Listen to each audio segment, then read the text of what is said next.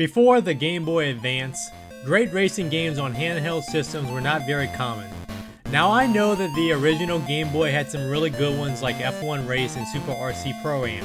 The Atari Lynx had Checkered Flag and Stun Runner. Top Gear Pocket 2 is rock solid on Game Boy Color.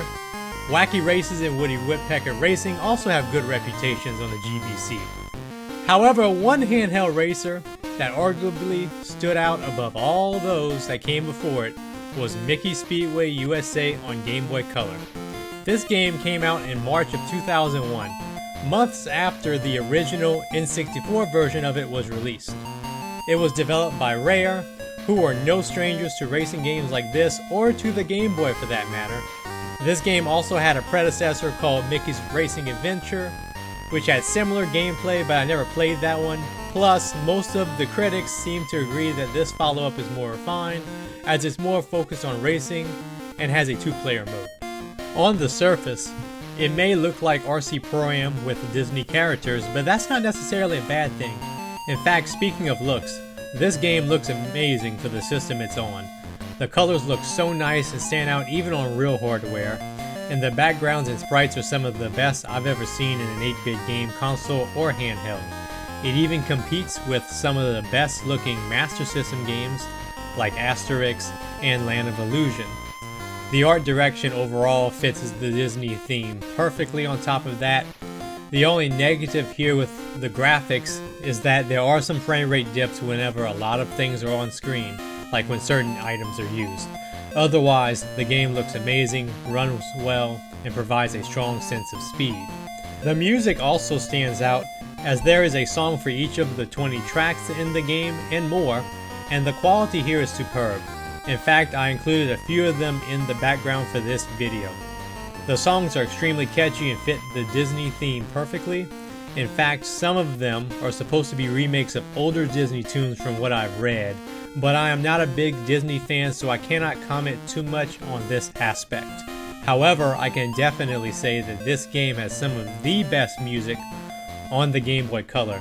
The sound effects work well here, but they take a bit of a backseat to the music, so there's not a lot to say about that. As far as the gameplay goes, it does play like RC Pro-Am as it is an isometric racer. However, the handling is a noticeable improvement over Super RC Pro-Am on the original Game Boy. The small cars have some nice weight to them, and the physics are fantastic for the time. You can even do a little bit of drifting with the cars. With the isometric perspective does come a learning curve, but the driving feels so satisfying once you get the hang of it. The Game Boy Color's limited screen size does make it harder to see what's coming up, but the game does provide turn arrows like a rally game would in order to help mitigate this a little bit.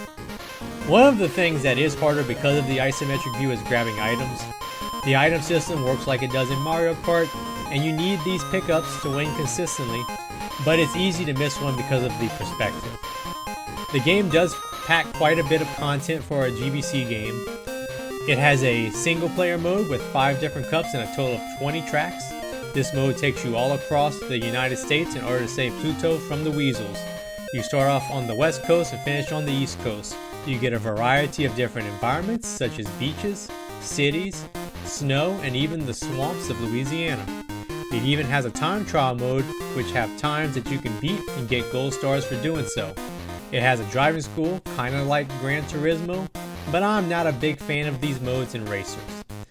It even has a 2-player mode so you can play with a friend, which Mickey's Racing Adventure lacked. The difficulty here is quite reasonable as long as you stick to beginner and normal modes. You may not finish first in every race because of the item RNG, but first place overall on a cup is not too hard to achieve on normal if you drive well. There is an expert mode that you unlock after beating the game on normal, but it is not very well balanced as the AI drivers are super smart and they get all the great items while you do not. The saving grace here is that you only need to finish 3rd overall on a cup to continue regardless of difficulty. That does mitigate this issue a little bit, at least for the casual players. Also, this game is more balanced toward top speed and acceleration. Minnie and Daisy, who share the same acceleration heavy stats, are screwed on normal and expert because they simply cannot keep up. The other 4 drivers are much better options. Mickey and Donald, who share the same stats, are the balanced cars, with the best handling, while Goofy and Pete have the highest top speeds and weight, but poor acceleration and handling. Of course, I have to talk about why this game has been forgotten over time. The main reason is pretty simple: timing. Remember when I mentioned that this game came out in March of 2001? That was about 3 months before the Game Boy Advance came out in North America. The Game Boy Advance would have a brilliant racing game at launch in F-Zero Maximum Velocity, and just 2 months later, Mario Kart Super Circuit came out, which was the first Mario Kart game made for a handheld. And even as an isometric racer, this game would be surpassed in a lot of ways by Racing Gears Advance years later, also on the GBA. Also, the original Mickey Speedway USA on N64 is not exactly considered a classic either, as it is widely believed to be a poor man's Mario Kart 64 with Disney characters. Even though the Game Boy Color version got better reviews, the reputation of the N64 version probably didn't do it any favors.